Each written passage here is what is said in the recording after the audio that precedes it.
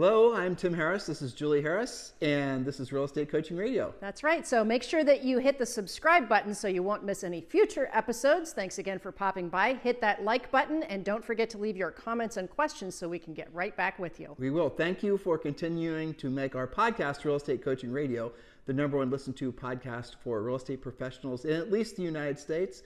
And let us know what you think about this video. Leave your comments below. Thank you. Welcome to Real Estate Coaching Radio, starring award-winning real estate coaches and #1 international best-selling authors, Tim and Julie Harris. This is the #1 daily radio show for realtors looking for a no BS, authentic, real-time coaching experience. What's really working in today's market, how to generate more leads, make more money, and have more time for what you love in your life. And now your hosts, Tim and Julie Harris. Welcome back. Hey, today's podcast is sponsored by the hundreds of you who joined Premier Coaching in the last 30 days. So congratulations to all of you who have taken action and joined Premier Coaching. If you've not yet done so, it's easy to do so. Just simply text the word Premier to 47372. Text the word Premier to 47372. Remember, Premier Coaching, when you join now, because we're very grateful and thankful because of all of you making this the #1 listened to daily podcast, in at least the United States, we are giving you Premier Coaching for free. That's right. It costs you absolutely nothing to join Premier Coaching. And this is the same coaching program with a lot of enhancements, frankly, that we have sold for years for at least $3,000. You can join now for free and have instant access to all of the first level. It includes a daily semi-private coaching call with a Harris certified coach. So just text the word Premier to 47372, or you can, of course, just go to members.timandjulieharris.com. If you're watching this on YouTube, or if you're frankly listening to us on Stitcher, iTunes, or Spotify, or in the million of other places this podcast is syndicated, in the show description, in the notes, there is a link. You can just click that link as well. All right, so Julie, we are on part 2, and the topic really is about being obsessed. That's right. And what is the difference between really being obsessed with your success versus just kind of skating along and seeing what the market's willing to give you? So we are here to tell you what makes the difference. And we did points 1 through 5 yesterday. That was part 1. Now we're on to part 2. Are you obsessed with your success? We should address this. I just had this come to mind. I had someone message me on Instagram, actually. If you guys want to follow us on Instagram, it's at Tim and Julie Harris. And they were actually worried about our use of the word obsession. And I don't think they were wrong in their question about it, because the word obsession is oftentimes associated with something bad, right? Sure. I mean, you can't think of many good, what's the good connotation for the word obsessed? There really isn't one in today's, modern vernacular. And again, this agent was probably right in pointing that out. But you replace the word obsessed. Don't just get stuck on that word with whatever it is that's going to resonate with you. The point really is to have a unified mission. And really the optics or the visual I had when Julie and I were putting together these notes was I like to read personally a lot of Navy SEAL books. And we're blessed to have actually a few very good friends who are Navy SEALs or ex-Navy SEAls and Special Forces guys. And one of the things I take from the books and I take from being with them is they have developed a mindset or an approach to life that focuses on fewer things, but the things they focus on are the most important things. And that really, I think, resonates with me because it's right in alignment with what our coaching message is. And our book, Harris Rules, it's all about is focusing on fewer things, not on more things. And yet everybody in life is trying to get you to focus on more things. If you go to the news, if you go to just wherever you go, every turn of the road, they're trying to get you to think about more things than you really need to be thinking about. No matter how smart you are, you're still going to be limited to how many things you can focus on at a high level. And I'll give you a really good example from actually somebody famous, Elon Musk. He was, I forget what podcast I was listening to with him on it, and he was talking about the fact he was selling all of his houses. You guys may have heard about this. And this was maybe a year ago. He was selling all of his houses, most of them in California. And some of these houses were just spectacular. But one of the houses in particular, actually it was Joe Rogan's podcast, now I'm thinking about it. One of the houses in particular that he was selling was a series of houses that were up on a cliff. It turns out, no one should be surprised, Elon Musk was about to build what would amount to his own what was the cartoon? Tony Stark. His own Tony Stark, exactly. Thank you. Yeah. Cliffside glass, weirdo house. Basically, he was about to, he was laying plans to build some ridiculous Iron Man type fortress place. The whole thing. I'm sure it had flying cars and God Well, if knows anybody where. knows how to build it, it would be him. Well, yeah. And so he said he sold all of his homes, and he sold the land that all those that this big Tony Stark thing was going to be on. The whole thing. He sold all of it. And Joe asked him why, and he said because the essence of it is because I did not want to be obsessed with building a house, which I would have been, especially if it was for me, because it would have taken my energies away from getting humanity to Mars, or taking energies away from building my other companies. I mean, he's involved in a million different things that you guys might know. It's more than just SpaceX and Tesla, more than just, frankly, even, what's the satellite thing called? So, not Starlink. Starlink, yeah. And there's other things too. So, he said, I did not want to devote my energies, my, mental energies towards anything other than the betterment of and the accomplishment of the big goals, and the small goals would have actually distracted. And yet, what do most of us do? We make the small goals, the things that really shouldn't even be on our plates in the first place, be the things that dominate, not even goals, the small things to do. We make those things the things that dominate our mindset, so we never get around to doing the most important things. Mm-hmm. The homework, learn from the richest man in the history of humanity. Learn from perhaps one of the smartest men ever to live, right? He's certainly has figured out what the prevailing point of what Julie and I's coaching company is, which is really to help you guys focus on really what truly matters. I gave you a homework assignment after yesterday's podcast. I wonder how many of you did it. I'll reassign it after today's podcast too, in case you didn't listen to yesterday's or you're out of sequence. You can always listen to all of our old podcasts, our previous podcasts. There's over 2,000 on all the major podcast listening devices and over on YouTube as well. So I will reassign yesterday's homework today. So point number 6, Julie. Point number 6, agents and brokers who are obsessed with success in real estate own their success. They say things like, if it's meant to be, it's up to me. That's their motto, their affirmation, their theme song. If it's meant to be, it's up to me. Mediocre or struggling agents expect their broker, their team leader, or Zillow to deliver on all of their opportunities versus owning it and saying, you know what, it's really up to me. There's a flip side to that too, and this is again leaning back into the Navy SEAL things. If it's called basically ultimate accountability, or you're responsible for everything that happens in your life, good or bad. A lot of people love to take, responsibility or credit for the good things that happen, but how frequently do we take credit or blame for the bad things that happen? Most people are conditioned. I see this with Zoe too, frankly, our almost 9-year-old, right? Her go-to is it's not my fault. And that's sort of a childish reaction, obviously, to, having done something wrong. But how many of all of us have taken that into our adult lives? What's on the other side of being willing to take responsibility for the things you screwed up? You don't learn from them, and you just continuously repeat them.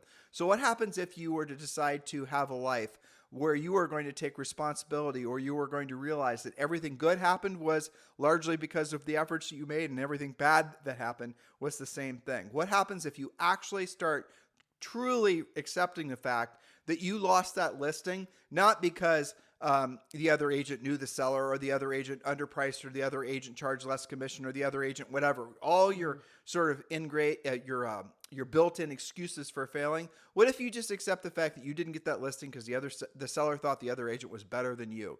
What if you actually just start realizing when you lose, it's because it's, essentially the universe's way of telling you need to improve? That is a very powerful way to live your life. Point number 7. Point number 7, the most successful agents who are obsessed with their success embrace discipline. Another painful thing for some to hear. They know what makes the money in real estate. The most successful agents can tell you who their next clients are and how they generated those leads in the first place. They are not subject to the whims of the real estate gods, to luck, or to hopium. They run a successful, duplicatable, proactive real estate practice. So this all comes down to numbers, right? Yes. So for example, many of you are going to be awash in expired listing opportunities over the next 6 to 12 months. And it's going to be the greatest blessing that you've ever experienced. Now, of course, if you're the listing agent who's having those listings expire on you, well, that's not so much the case. You're going to have to learn to get your listings sold, and we've done podcasts on that. But for the rest of you, if you've ever wanted to be a listing agent, perhaps the best opportunity to do so in the last 15 years is right at our doorstep now. It's called Expired Listings, and we've got a whole series coming up next week. Yes, next week, especially because the month just flipped, and that means that we are in Expired Palooza. You've got lots more opportunity. I've been talking to coaching clients all week, and they're already seeing a flood of expired. So as you said, not so great for the sellers that expired, but fantastic opportunity for agents that will help them now sell. So this is the type of thing we teach you in the coaching business, right? So you are now going to start contacting, let's just say, for example, 20 expireds or 10 expireds per day. And then you're going to be able to get to the point where you know what you're doing and you know how you're doing it. Say for every 10 contacts, a contact is a conversation with a decision-making adult, not a letter, not a text, not a Facebook follow, not a YouTube video, not a little TikTok video, an actual conversation with a decision-making adult whose house just expired. For every 10 that you contact, when you start actually learning to do, basically perfecting your skills, you will usually get a very good opportunity to list the house, a listing appointment with 2 or 3 of them. Now, of that, you might list 1 of them. This is with you just getting started. And how long you take to get to the next level, it's completely up to you. Our very experienced expired hunters, is what we call them, will then make those same 10 contacts with expired listings. And what they'll do is they'll set usually 5 or 6 listing appointments from that. And what they'll usually then do is take 5 or 6 listings from that. So if you're not in a market where there's a lot of expireds yet, there will be, and you've got to realize that expired listings, especially because we're coming out of an era where there's so few agents that know how to actually work them, know how to be proactive lead generators, is going to create one of the greatest opportunities that the industry has ever seen for agents that are willing to learn how to be proactive lead generators. The point being, it's all about numbers. You need to be to the point where you're going to wake up every single day. You know you're going to make your desired number of contacts, whatever that number is, and from that you're going to be able to set 1 pre-qualified listing appointment per day. You know every single week you're going to go on 5 pre-qualified listing appointments per week. Maybe you get 2 on Friday, and you guys get the point. It may not be 1 every day, but however it works out, it works out. And then from that, you will get to the point where you're able to take every single listing you go on. That is what we call being a very, very profitable real estate professional. And by the way, none of these listings that you're taking are going to have referral fees. None of these listings that you're taking are going to be, essentially bought leads through social media or videos or any of the rest of it. This is all from you knowing what to say, how to say it, you following an organized professional approach to your real estate business. Exactly. And point number 8, agents and brokers who are obsessed with success in real estate, they deal with the market shift head on. They realize that good times can create bad real estate salespeople, and tough times actually create superstars. I'm going to give you an example. You should read that again. Okay. If you're obsessed with success in real estate, you will meet the market shift head on. The agents that look at it that way realize that good times create bad real estate salespeople, and tough times create superstars. That's right. So an example with somebody I just hung up with, Jennifer Turner, great up-and-coming agent in Texas.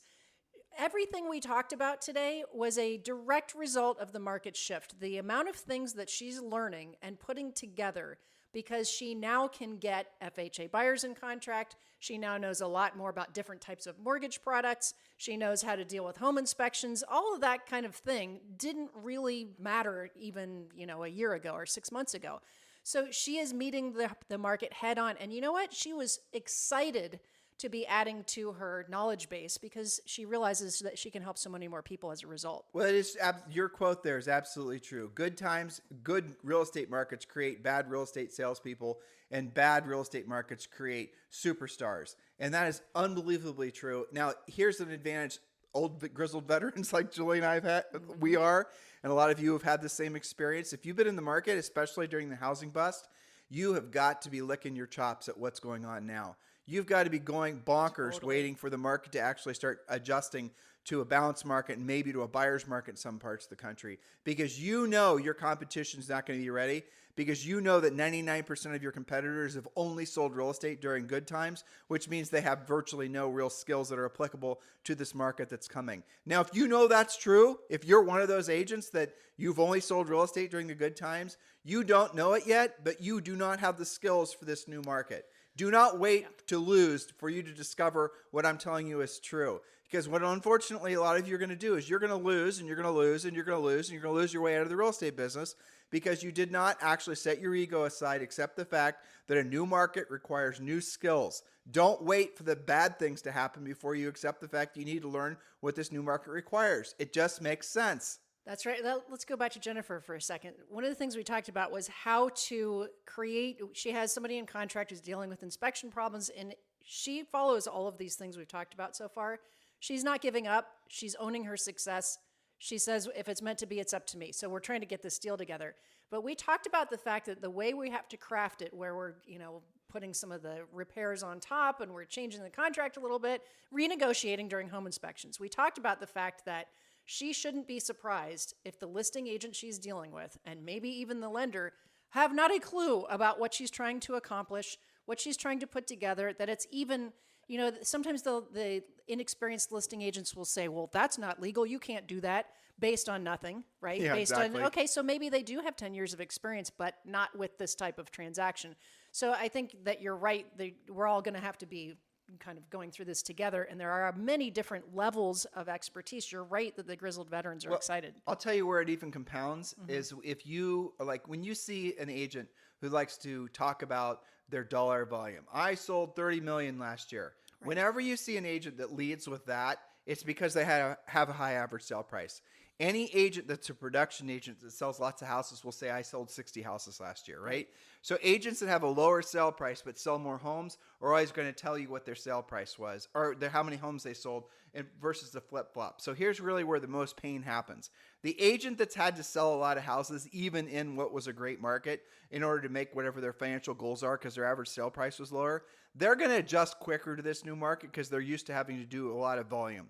The agents that, generally speaking, are going to have the hardest time adjusting are the ones that have only sold during a great housing market, frankly, during a great economy, and have only and basically have a high average sale price. 100% agree, absolutely. And to your point about agents that have lower average sale prices but crank more units, they naturally do have a larger variety of experience simply because they've had to do more transactions. Well, a larger amount of experience with dealing with emotions. There's so many different facets of being successful in real estate. There's not just knowing the skill set and how to do all the analytical type stuff that's necessary, but there's a lot of Dr. Philling, a lot of emotional, essentially mindset stuff that you're going to have to work on, not just with yourself, not just with your staff when you have staff, but also with your buyers and your sellers. And Julie just mentioned all the ancillary service providers as well. They're not going to be how many loan officers do you know right now that are having their best years ever? That'd be about none of them. Because most of the loan officers were feeding off refis for the last forever. And now that train has permanently left the station for foreseeable future, a lot of those loan officers are panicking. You guys go down the litany of challenges that our industry is having. It all leads back to the same place. There's a massive skills deficit. And all you got to do is learn to adjust to the new market. Guys, listen. There are going to be over 5 million transactions that are going to be done this year. There's two sides to each transaction. There's a buyer and a seller side. That means there's two commissions. The average commission in the United States, the average sale price is something like $400,000. So you're talking about the average seller, let's say, paying somewhere around, 20, let's say, to maybe even, 24,000, 20, somewhere in there, a lot. So each of these agents, buyers and sellers, they're getting paid a lot of money. That should tell you that there are still tons and tons of money that's being made in the industry. It's just being made by different people. And by the way, I didn't even mention new construction. So there is the agents that were making a lot of money during the past market are rarely the agents that make a lot of money during the transitioning market, let alone the market that's going to come. Because the agents that made a lot of money in the past market, they developed this mindset that they don't have to adjust. They think that they can just wait around for the market to come back to them, and they never have to learn new skills. They're slow to shed unnecessary overhead. They're slow to accept the fact that what worked yesterday or even last year is not going to work today and certainly won't work tomorrow to generate leads, to basically, transact. You guys get it? Being slow to react in a market like this, you're going to get consumed. Absolutely. 100% agree. Point number 9, agents who are obsessed with success make informed, fact-based choices. For example, which broker to hang their license with and for what specific reasons. They're not making their decisions based on a Facebook survey from their real estate friend page, right? I think Julie's teeing me up for an EXP pitch, aren't you? Possibly. Did you see me coming there? I did see that. So there's our warning for those of you who are already with EXP. This is our time where we do remind all of you, yes, Julie and I are proudly associated with EXP. It's one of the best business decisions we ever made about 3.5 years ago. We have one of the largest EXP revenue share groups. We would love the opportunity to earn the right to be your sponsor at EXP Realty. Many of you, if not all of you, are going to be on the road to EXP sooner than later. It is, frankly, the reason that Julie and I chose EXP was simply for the fact that it was without a doubt the business model, the brokerage business model that was absolutely agent-centric, not just giving lip service to that. The old question is what are you paying your broker? The new question is, what is your broker paying you? If you don't know what I mean, it's time for you to learn about EXP Realty. For those of you who have not yet chosen a sponsor and you're on your way to joining EXP Realty, please do consider Julie and I as your sponsor. It would be our honor to earn the right to be your sponsor at EXP Realty. Feel free to text me directly at 512-758-0206. That is my real cell phone number. Please do not call. I will not answer, but I will respond to all texts. So please text me directly at 512-758-0206 and just put an EXP in the subject line, and also tell me a little bit about yourself so we can get the conversation started. All right, Julie, next point. Next point, the most successful real estate agents don't recreate or reinvent or try to recreate or reinvent best practices. Instead, they learn from the best and find success faster as a result.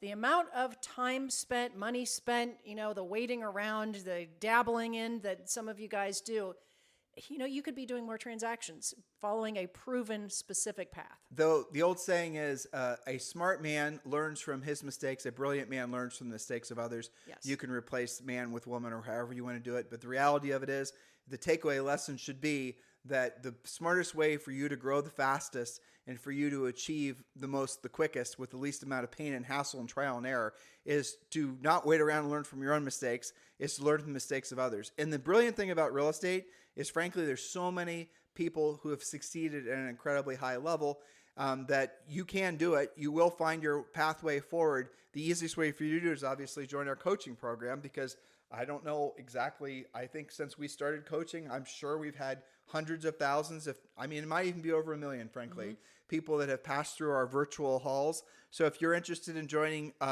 Premier Coaching, the best part, first time ever, Premier Coaching is free. Just text the word Premier, Premier, to 47372. Text the word Premier to 47372, or you just go to members.timandjulieharris.com. And remember, when texting, message and data rates may apply. So Julie, let's wrap it up today. And you got this great quote from Napoleon Hill. Napoleon Hill said that, quote, "Whatever the mind can conceive and believe, it can achieve." So what are you conceiving and believing, and who's helping you to achieve that? Don't go through the real estate shift alone. Are you thinking big enough? Do you have definiteness of purpose? We talked about that yesterday. Are you obsessed with your real estate success, or are you just seeing how it turns out? Homework assignments. Number 1, join Premier Coaching if you've not yet done so. Text the word Premier to 47372. Homework assignment number 2, and this is a carryover from yesterday. Make a list of all the things in your business, in your real estate business, that you absolutely will never do. No matter how much, we try to beg you to do this, whatever it is. What are the things in your real estate business that you will never do? Write those things down, 3 to 5 things. Next, I want you to write down 3 to 5 things that you love doing, that are great to do, that are part of what you think is part of your real estate daily, practice. What is it that the 3 to 5 things that you do every single day that you've been told are important in your real estate business? Now, I want you to notice something. For most of you, a vast majority of the 3 to 5 things that you say you'll never do in your real estate business, and I'm talking about primarily lead generation type things, by the way. I should have, basically give a better definition. But so 3 to 5 things you absolutely won't do for lead generation in your business, and the 3 to 5 things you happily do in your business for lead generation. So what are the 3 to 5 things that you won't do? Do you notice those are all the things that are proactive lead generation? For the most part, most of you are fearful of actually doing the real work of real estate, the things that will actually result in you making money the fastest, because it's a direct conversation with a potential, ideally, seller. Do you guys get that? The fact that the things that you will most likely not want to do the most, frankly, are the things that are going to most assuredly put you in a position to make money the quickest and help people the fastest. Isn't that fascinating? And the things that you choose to do are the things that are the least effective. So why is it that you choose to do the things that are least effective? Because they require the least amount of skill and they have the least chance of rejection. Isn't that the essence of it? Now, not all of you are going to be ready for that level of thinking, but for those of you who are, welcome to Premier Coaching and welcome to our coaching family, because you're now ready for the next step. But for those of you who aren't, I'm asking you this question. You really need to internalize this. Why is it that you are pretending to be in real estate as a real estate professional if you're not willing to do the real work of real estate, which is having direct, proactive conversations with potential buyers or sellers? ideally sellers? Why is it that you're refusing to accept the fact that you are a real estate salesperson? And once you're accepting that, your mission should be to become the best version of yourself as a real estate salesperson. Why delay it? Why procrastinate it? Why make it so that you have to suffer needlessly as you essentially, eventually, hopefully, before you fail out of the business, come to accept the fact that the highest earning, frankly, the most sustainable real estate practices are always predicated on proactive lead generation. And really, guys, if you want to have increasing levels of success, but also increasing levels of motivation for your business and your personal life, the way to do that is to be a powerful listing agent, because that is self-reinforcing. The momentum you get from taking listings and having consistent cash flow creates consistent income that you can consistently invest, and you can then make more consistent passive income, right? You see all these things work together. It all comes from your willingness to do what you don't want to do when you don't want to do it at the highest level. So if you've not yet done that list of 3 to 5 things on the, essentially things you absolutely won't do and the things that you choose to do, if you've not yet done that, do that. At least do it in your head, and then realize the things that most of you are willing to do are the things that are going to be the least effective at actually generating business for yourself. Which is why you're not getting maybe. Some of you guys are doing really great. We've done podcasts right before this. It was how to deal with being overwhelmed because you've got so much pending. Most of our coaching clients are in that situation. But for the rest of you, to Tim's point, why would you delay that success? Are you actually obsessed with your success, or are you just dabbling? So find out. Talk to one of our coaches. We'll let you know which end of the spectrum you're on, and then we will get you obsessed with your own success. We'll get you addicted to that. That way you can lather, rinse, repeat. And here's the thing that always amazes me. It's so much easier let me go back to the top of the podcast where you're saying simplify, don't overcomplicate. It's so much easier to pay attention and pursue the things that actually move you forward in real estate, because there's only 5 or 6, but you do have to get really great at those things. That's actually easier than worrying about getting ready to get started to someday have the confidence to possibly open your mouth and talk more about real estate. When I hear somebody say they think it's important that they work on their brand, when that so what are you going to be doing? You're just, new licensee. Well, the first thing I'm going to do is work on my brand. Okay, what exactly does that mean? I mean, so I'm going to make a logo, I'm going to make a website, I'm going to work on my social, I'm going to really define what it is that I'm supposed to be doing in the marketplace. In other words, what you're doing is you're basically taking the fast track to going broke, because none of those things are actually going to result in you making money like anytime, let alone anytime soon. Instead of worrying about all those types of things, instead of worrying about your brand, which I know a lot of you have been seduced into believing is the most important thing, allow your brand to be formed around your success. It's a Charlie Munger quote. We share this with you guys frequently because it's so powerful. Charlie Munger being the partner with Warren Buffett. Don't try to be famous yourself. Try to make the results you get for other people famous. In other words, the fact that you sold the house, the service you provide, that's what's famous, not you individually. The pursuit of individual fame is nothing other than narcissism that most people grow out of by the time they're in their 30s, but not everyone does. So I want you to seriously consider who you're taking your messaging from, who you're actually listening to, and what you're in this business to do. Because really, at the end of the day, you're in this business to make money and help people. And Julie alluded to the things that you should be focusing on. It's very simple, folks. Proactive lead generation. That's the thing you've got to master first. Then you've got to master pre-qualifying. Then you've got to master presenting. Mostly to sellers, but we teach how to present to buyers as well. You have to negotiate. Negotiating is the next thing. And then obviously lead follow-up. When you do those things really well at the highest level, even if you never, ever have an agent website, never, ever spend any time on your logo, never, ever log into TikTok, never, ever do any of the other things, you will make a fortune, because the things that you have mastered are the things that many agents avoid doing their entire lives. And frankly, that's where all the money is. The money is in the proactive lead generation, especially for listings. It's in learning how to present and take listings. It's in learning how to negotiate and get your listings sold. You guys see the recurring theme here? It's in learning how to negotiate contracts. It's learning how to do really proactive lead follow-up, where you pull all the listing leads out, even if they show up in your life as a buyer lead. All these things are, and many, many, many, many, many other things are what we teach you to do in the coaching program. We are unique in the marketplace, but frankly, we shouldn't be. There should be everyone that's saying, do what Tim and Julie says, because what we're asking you to consider doing in your business will forever change not just the trajectory of your life, but the life of everyone in your family and all the other people you know, love, and care about that you choose to have influence on. So guys, please take this seriously, especially in this market. There's so many consumers out there that are going to desperately need the help of a caring, competent real estate professional. And you have to have the skills to earn the right to be that caring, competent real estate professional for those prospective sellers. In the meantime, you guys have a fantastic day. We'll talk with you on the show tomorrow.